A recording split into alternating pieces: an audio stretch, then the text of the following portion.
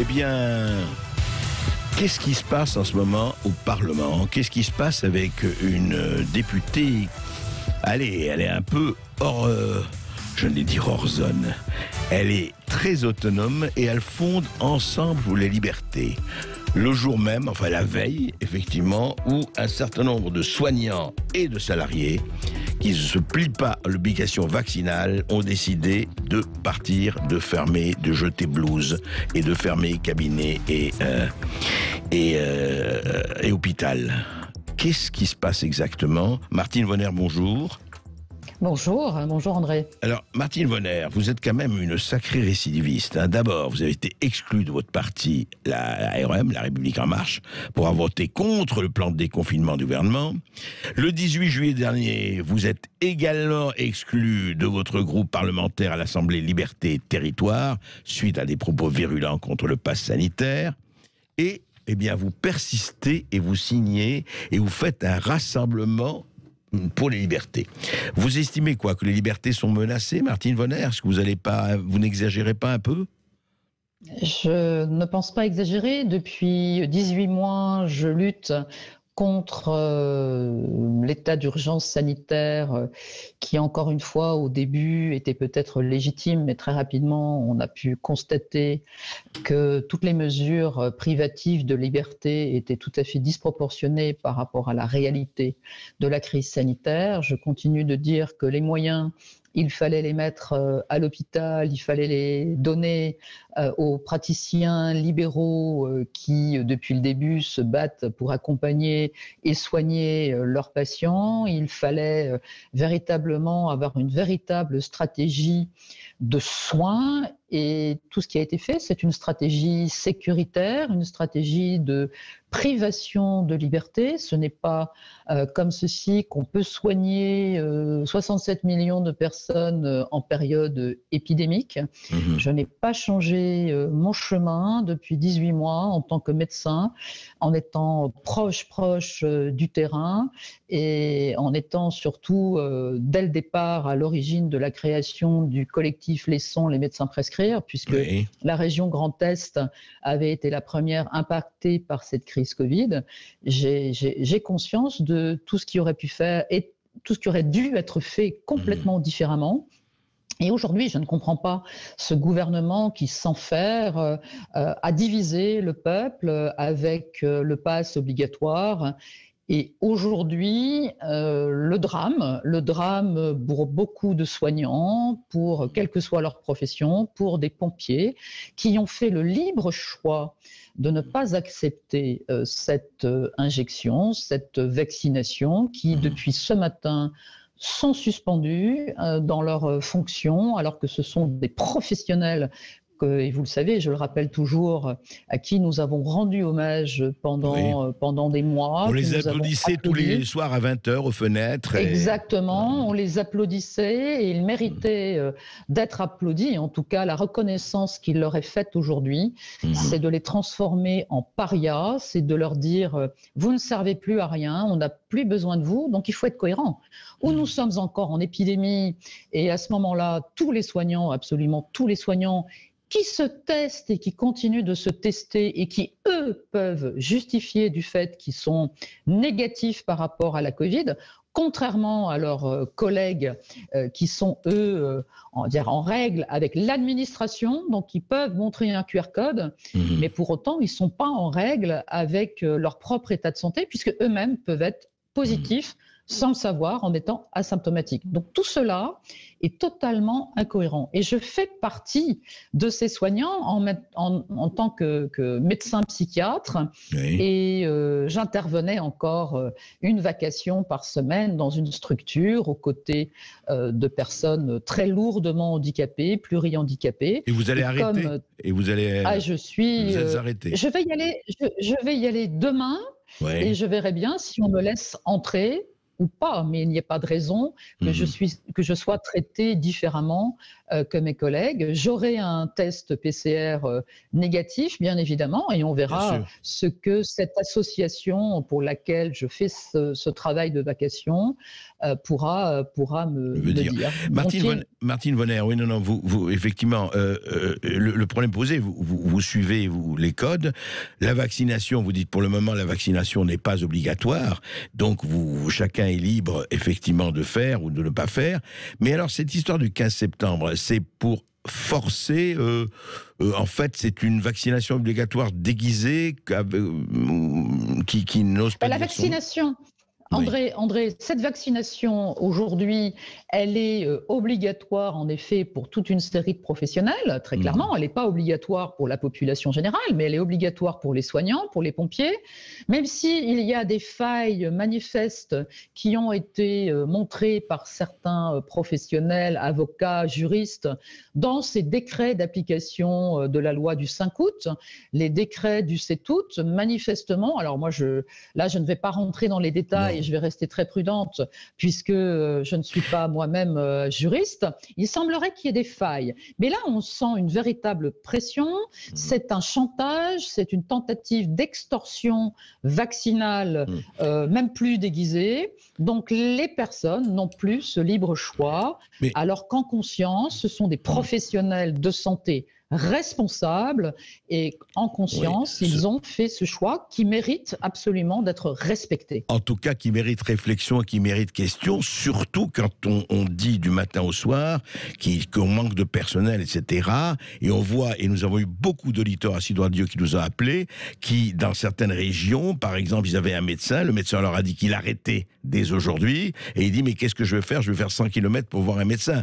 Il y a déjà cet aspect-là aussi, du fait que on parlait beaucoup du personnel soignant et des hôpitaux qui manquaient de personnel, et ben, les choses ne s'arrangent pas de ce point de vue-là. Ah, les choses s'aggravent, on va vers un effondrement de l'hôpital public, puisque les chiffres du gouvernement ont beau être ce qu'ils sont, c'est-à-dire de dire qu'aujourd'hui il y a 95% des soignants qui sont vaccinés, ce chiffre est faux. Ce n'est pas vrai. Donc l'hôpital public et les autres structures sanitaires, donc même privées, même Mais les médecins libéraux médico-sociales, aussi, enfin certains médecins vont être libéraux en qui ne veulent pas. difficulté. Ouais.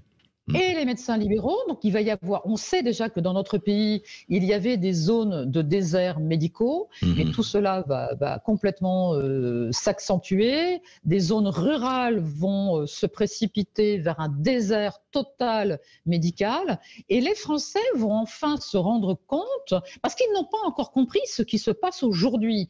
Et ce scandale que je dénonce très fortement aux côtés des soignants, aux côtés des pompiers, les citoyens français n'ont pas compris que demain, s'ils ont besoin d'une opération, qu'ils ont besoin même d'aller aux urgences, vont-ils trouver des professionnels qui vont pouvoir s'occuper d'eux, comme les professionnels ont toujours fait, avec beaucoup de bienveillance, avec beaucoup d'expertise médicale.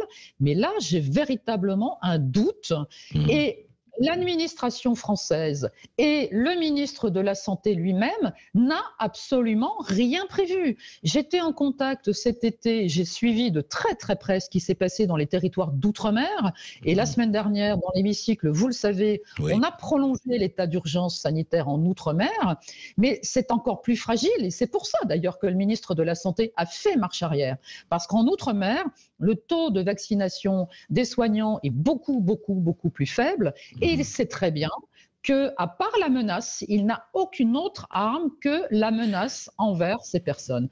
Mais ce pays se marche sur la tête, ce gouvernement fait véritablement n'importe quoi, et je le dénonce. Alors, Martine Vonner, vous le dénoncez, et vous le dénoncez aussi par ce mouvement. Pourquoi ce mouvement, cette fondation du mouvement? Alors, pourquoi ce mouvement? Donc, en effet, je suis depuis hier la présidente de cette force de rassemblement ensemble pour les libertés, parce que c'est fort de ce combat, cette lutte que je mène pour dénoncer toutes ces dérives liberticides depuis 18 mois. Et j'ai été en contact sur énormément de territoires français, au contact des citoyens et des collectifs de citoyens qui ont fleuri un peu partout et qui n'attendaient que la création de cette association politique, puisqu'en tant qu'élu de la nation, j'ai la possibilité Donc c'est un mouvement politique. C'est un mouvement politique. C'est une force de rassemblement politique qui appartient aux citoyens et qui doit absolument se construire avec les citoyens qui se lèvent, vous l'avez vu, toutes les semaines, tous les week-ends. Là encore, les chiffres sont faux. Les médias nous disent que chaque semaine, il y en a moins en moins. Moi, je dis, ce n'est pas vrai. Il y a des Français qui sont dignes, qui sont debout, ensemble, dans la rue, pour justement manifester pour ces libertés. Alors, donc, cette force de rassemblement est la leur. Alors, une dernière question, Martine Vonner. Alors, on va voir et on va suivre ce que va donner ce rassemblement, qui est là aussi, d'ailleurs, il le dit, pour vous défendre et défendre votre action. Juste, à la lumière de l'élection présidentielle, je ne vais pas vous poser la question si vous comptez vous présenter, mais je vous la pose quand même. Alors, c'est une question qui a été posée hier en pleine conférence de presse. Ma réponse est très claire. Aujourd'hui, se poser cette question me paraît indécent. Pourquoi ? Parce que la situation de la France est tellement critique que ce n'est pas en se réveillant le matin et en se disant « ça y est, je suis la personne qui va sauver la France », ce n'est pas ça qu'attendent les citoyens français. On sait que ce pays est devenu ingouvernable. On n'a plus confiance. Les Français n'ont plus confiance dans leurs institutions. Les Français voient bien que la justice n'est plus indépendante. Les Français voient bien que la Constitution doit être un tout petit peu revue, modifiée à la marge. La Ve République de la même façon. Je ne dis sûrement pas qu'il faut aller vers une Sixième République, mais il y a des choses à réajuster. Gouverner ce pays mérite qu'on s'y penche avec les citoyens, et que les citoyens... C'est vrai, Martine Vonner, mais c'est vrai, mais vous savez très bien que ça passe aussi par la prise de pouvoir. Pour pouvoir, je veux dire, faire les réformes que vous voulez faire, et que d'autres veulent faire, il faut à un moment donné, en démocratie en tout cas, être élu. Même, pas seulement président, mais enfin, il y a des forces et des rassemblements qui vont se faire. Donc, je ne vais pas vous demander le détail, c'est pas le problème. Et c'est à 8 mois des présidentielles. Mais votre action, elle va continuer d'être politique, et plus que jamais.